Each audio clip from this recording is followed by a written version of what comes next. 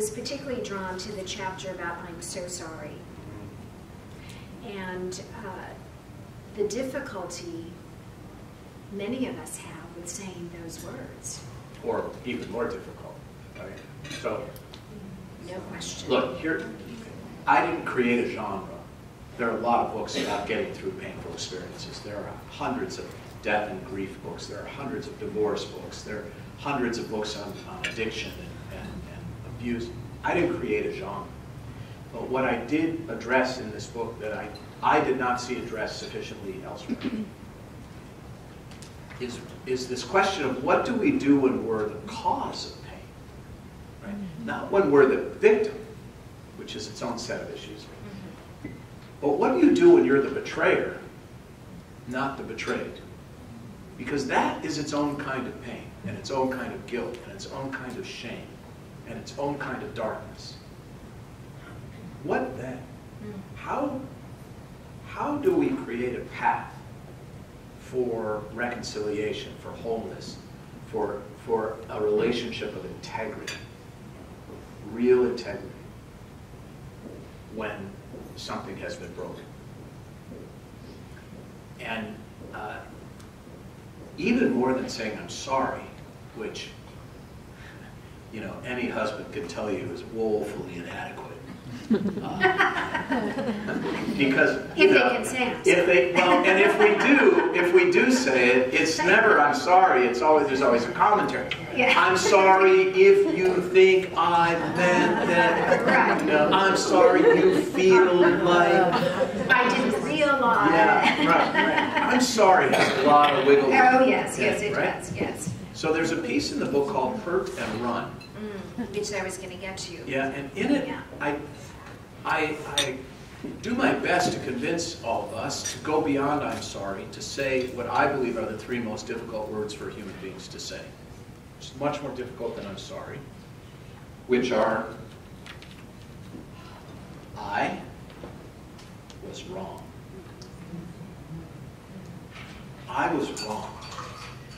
That is a much higher degree of culpability, of responsibility, and there's no ambivalence in that, and there's no ambiguity in that. You own it, and by the way, it has to be said out loud. I was wrong. It changes everything. It takes the sting out right away. Now, there's more work to do after that, of course. No question. That is such a powerful statement. And you give two examples in that particular chapter that you just referenced, where, sadly, two different drivers were responsible for the death of a person. Yeah.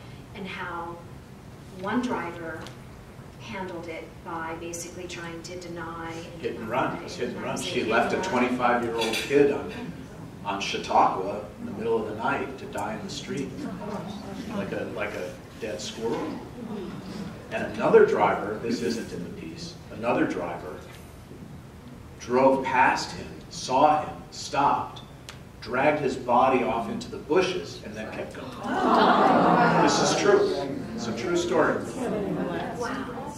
So you talk, so I want to talk about that first example and then talk about the second example. So the first example is the authorities identify the driver, they locate the car, they see the damage on the car, and begins an investigative process. Walk us through a little bit about that. So this young man happened to be one of my son's closest friends, and this was a very powerful learning experience for that whole group of kids. Anyway, this kid went out, knew he was going to be drinking, chose not to drive but to walk, and walked home at 3 in the morning, and he was hit and killed by a driver who worked at the post office, and she was on her way to work the 4 o'clock to noon shift or whatever it is. And it was hit and run. And despite constant appeals in the media, the newspaper, everything else, they never came forward. They tampered with evidence, repainted the car, etc. We're good. Okay. And this is a family I'm, close to, Temple family. It was hell for these parents. The fact that it was hit and run amplified the volume of that hell to the nth degree. we go through the whole process of the funeral. There were 1,700 people at this kid's funeral. And I was at the sentencing hearing where the father spoke to the judge at the sentencing hearing. His sentencing statement is in the book, where he talks about what this family had done was left them with nothing but pain management every day. Every day is pain management. And the police have a recording of this woman and her husband when they were in the interrogation room, not realizing they were being recorded. If you ever need that knowledge later, you should be aware. You're being recorded even when the cops leave the room.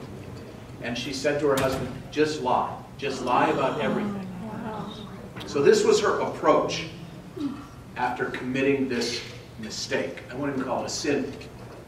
The sin was the cover-up. The accident was exactly that, an accident.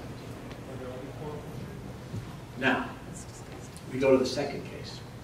So, but I just want to continue that thread. So, obviously, the judge sentenced the driver very significantly. Well, not as significantly. These penalties, by the way, are not that significant. The maximum was 4 years. The judge gave her 3, which means she'll be out. She was out in a year and a half. So, imagine what it was like. So, let's think about for a moment what it was like for the family who lost their son. What it's still like. What it's okay. No question. No Okay. question. What it's still like.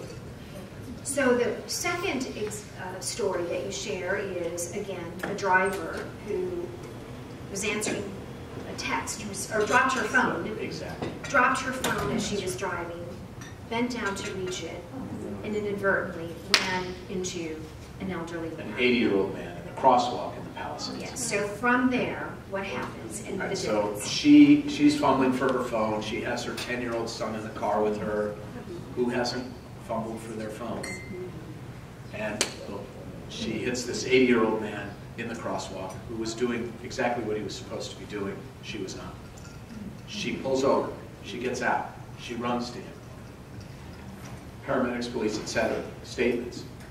She calls the hospital and asks if she can visit every day. Family says no. She calls on the third day, and there's a police officer there who answers and says, you better get a lawyer, he just died. And she was looking at very significant jail time.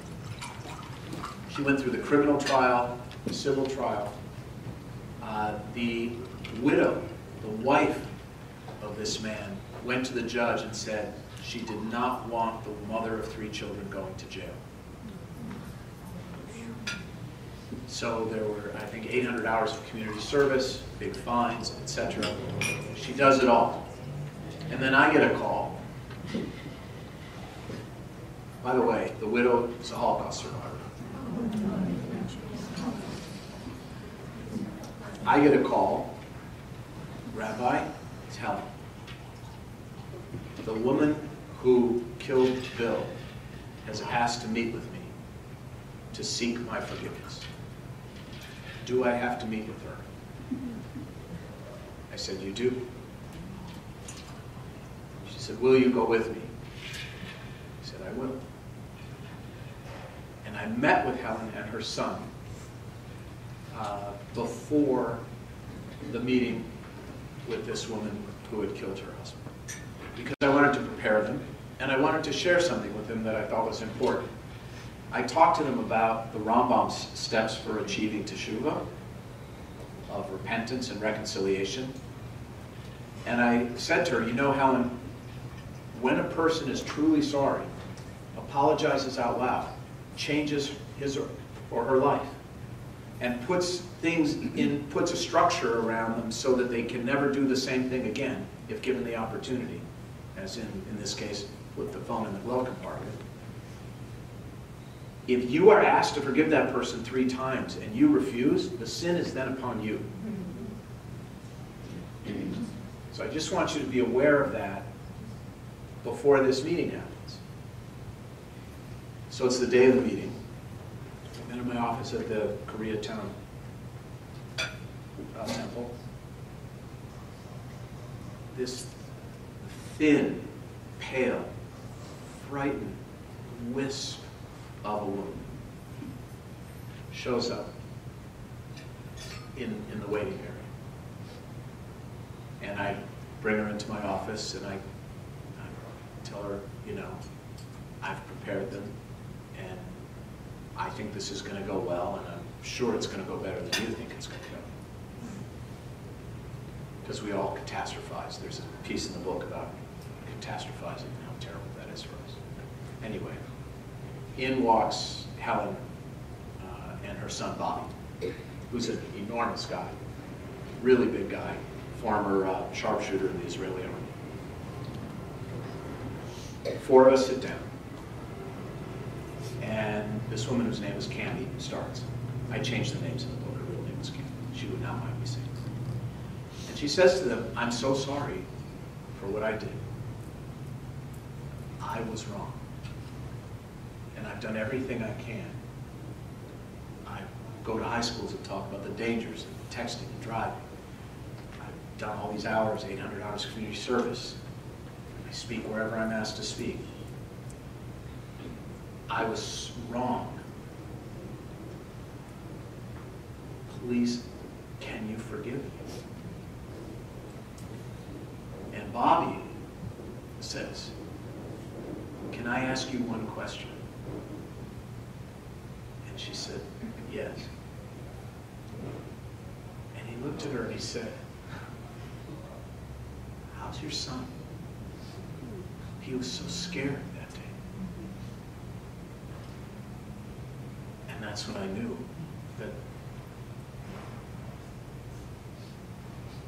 that the healing had begun.